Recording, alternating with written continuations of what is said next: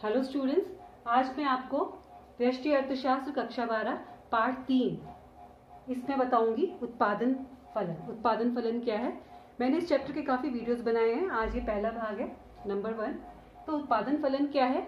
उत्पादन फलन जानने से पहले आइए हम दो चीज़ें देखते हैं इसमें क्या यूज़ हो रही हैं। एक उत्पादन शब्द यूज़ हो रहा है, एक इसमें उत्पादन के कारक यूज़ हो रहा है। अब हम इन दोनों को समझते हैं, उत्पादन क्या है और उत्पादन के कारक क्या है। उत्पादन, जब किसी वस्तु को हम परिवर्तित करके अपने उपयोग के लिए बना लेते हैं उसे हम उत्पादन कहते हैं। क्योंकि वस्तुएं हमें प्रायः इस फॉर्म में मिलती हैं प्रकृति से कि वो हमारे लायक नहीं होती है कि हम उससे डायरेक्टली इस्तेमाल कर सकें, तो उसके रूप में, उसके प्रारूप में परिवर्तन किया जाता है। तो वो जब फाइनल फॉर्म जो होती है वो उत्पादन कहलाती है। जब कच्चे माल को हम अपने उपयुक्त के लिए बनाते हैं, अपने उपयोगी के लिए वस्तु के लिए बनाते हैं ताकि हमारी आवश्यकताओं की संतुष्टि हो सके, उसे उत्पादन कहते हैं। अब उत्पादन होता कैसे है? उत्पादन के कारक हैं जो वस्तु को उत्पादित करने में हेल्प करते हैं। हम जानते हैं उत्पादन के कारक, मैंने अपने 2 वीडियोज में पहले बताया है, भूमि, श्रम, पूंजी और उद्यम। तो उत्पादन के कारकों के द्वारा जब वस्तु का उत्पादन किया जाता है उनके बीच के संबंध को उत्पादन फलन कहते हैं। मतलब उत्पादन फलन प्रक्रिया है उत्पादन के कारक और उत्पादन के बीच की। जैसे मानिए कुर्सी है, हमें कुर्सी चाहिए, तो कुर्सी हमें प्रकृति में कुर्सी की फॉर्म में तो मिलती नहीं है, लकड़ी के रूप में मिलती है, फिर उसे हमें ढालना पड़ता है कुर्सी टेबल के रूप में।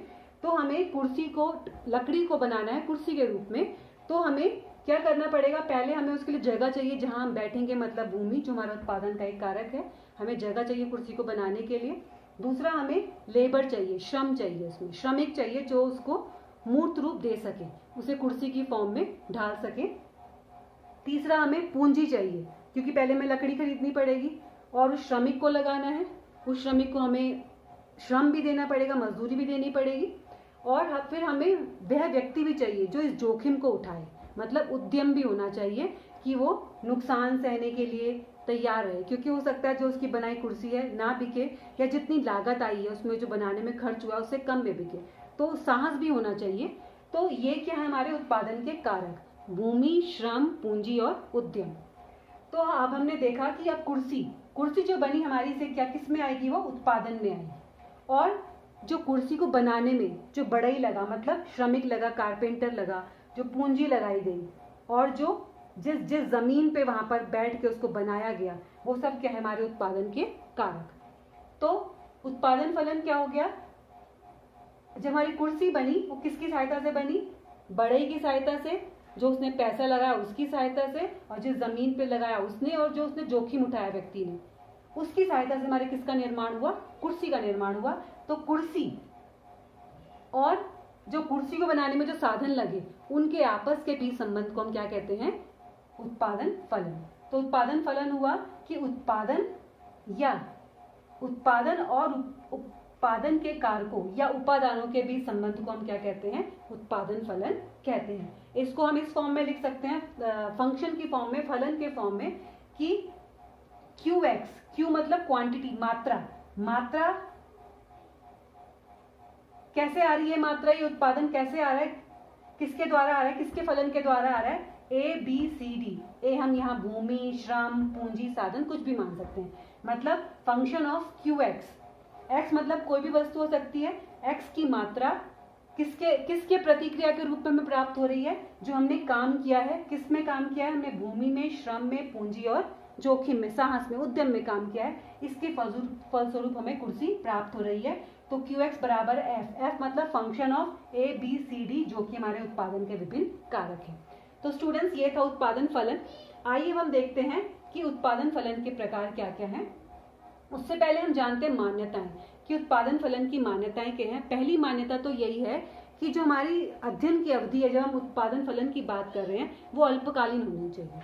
अल्पकालीन मतलब ऐसी अवधि जिसमें हम उत्पादन के कारकों में परिवर्तन नहीं कर सकते, या एक में परिवर्तन कर सकते हैं, एक को हम स्थिर मान के अन्य में परिवर्तन कर सकते हैं। हमारी सपोज भूमि और हम ले रहे हैं श्रम, तो हम भूमि में परिवर्तन नहीं कर रहे हैं, लेकिन मजदूर बढ़ाते जा रहे हैं। जैसे हमारे पास 1 कुर्सी आई बनाने को, हमने 1 मजदूर लगाया। हमारे पास 10 कुर्सियां आ गई बनाने को, हमारी फिर भूमि उतनी रही, उसी कमरे में हमने बैठ के फिर 10 कुर्सियां और बना ली। 10 लेबर या 5 लेबर हमने 10 कुर्सी को बनाने के लिए और लगा लिए। तो उत्पादन के कारक में एक पहली मान्यता यही है कि हमारी अल्पकालीन अवधि होनी चाहिए और उसमें जो साधन है एक स्थिर हो, बाकी क्या हो, परिवर्तनशील हो। तो ये 2 मान्यताएं हैं हमारी। अब हम पढ़ते हैं इसके प्रकार के बारे में। प्रकार: उत्पादन फलन, अल्पकालीन उत्पादन फलन और दीर्घकालीन उत्पादन फलन। अल्पकालीन उत्पादन फलन को हम क्या कहते हैं, एक और रूप भी है उसका, परिवर्तनशील अनुपात का नियम। तो एग्जाम में ऐसा भी आता है कि अल्पकालीन उत्पादन फलन क्या है या परिवर्तनशील अनुपात का नियम क्या है। दूसरा है हमारा दीर्घकालीन उत्पादन फलन, या इसको हम कहते हैं पैमाने के प्रतिफल। तो प्रश्न भी ऐसे ही आ जाता है कि दीर्घकालीन अल्पकालीन के बीच अंतर बताइए, या परिवर्तनशील अनुपात का नियम या पैमाने के प्रतिफल के बीच अंतर बताइए। आइए अब हम पढ़ते हैं अल्पकालीन उत्पादन फलन। अल्पकालीन उत्पादन फलन, इसका मतलब है कि वह अवधि जो कि बहुत ही छोटी होती है कि हम अपने उत्पादन के साधनों में परिवर्तन कर सकें। जैसे मैंने ऊपर बताया कि हम भूमि को स्थिर रखते हैं। अल्पकालीन उत्पादन फलन क्या है, जिसमें एक साधन को स्थिर रखते हैं, बाकी में परिवर्तन हम बाकी साधन में परिवर्तन कर सकते हैं। जैसे हमने भूमि हमारी स्थिर रहेगी लेकिन श्रमिकों की संख्या हम बढ़ा सकते हैं। तो अल्पकालीन उत्पादन फलन यही है जिसमें उत्पादन के साधनों में एक साधन को स्थिर रखते हुए अन्य साधनों में हम परिवर्तन कर सकते हैं। जैसे कि मैंने बताया 1 कुर्सी आई तो 1 श्रमिक ने बना ली। अब डिमांड ज्यादा आगे बनाने की तो श्रमिकों की संख्या बढ़ानी पड़ेगी, लेकिन हमारी भूमि उतनी की उतनी रहेगी। इसे हम कहते हैं अल्पकालीन या परिवर्तनशील अनुपात का नियम। दूसरा आता है दीर्घकालीन उत्पादन फलन या पैमाने के प्रतिफल। दीर्घकालीन मतलब वह अवधि जिसमें हम जो हमारे उत्पादन के साधन है उसमें हम परिवर्तन कर सकते हैं। इतना समय होता है हमारे पास। जैसे अगर सपोज कुर्सी बनाने की बात आ रही है, हमारे पास 1000 कुर्सियां बनाने को आ गई, तो हो सकता है वो कारपेंटर के पास इतनी मशीनें नहीं है, वो 100 कुर्सियां तो बना लेगा, लेकिन 1000 की डिमांड वो अपने जो सीमित साधन है, अपनी सीमित जो उसके पास मशीनें हैं उनसे नहीं बना सकता है। तो वो पूंजी और लगाएगा, पूंजी लगाने के बाद अधिक मशीनें खरीदेगा, जगह छोटी है तो बड़ी जगह लेगा। और उसके पास दीर्घकालीन उत्पादन फलन में समय भी काफी होता है कि इन सब में परिवर्तन कर सके। लेकिन अल्पकालीन में क्या होता है, समय अवधि छोटी होती है। अगर एक दिन में 1000 मशीन का उसके पास ऑर्डर आ गया कुर्सी बनाने का, तो उसके पास इतना समय नहीं होता है कि वो नई मशीन 2 दिन में खरीद ले या 1000 मशीनें बना ले।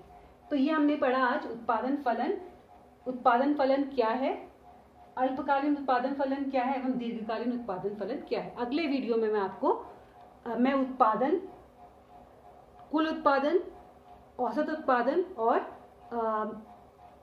मार्जिनल सीमांत उत्पादन के विषय में बताऊंगी। तब तक के लिए धन्यवाद।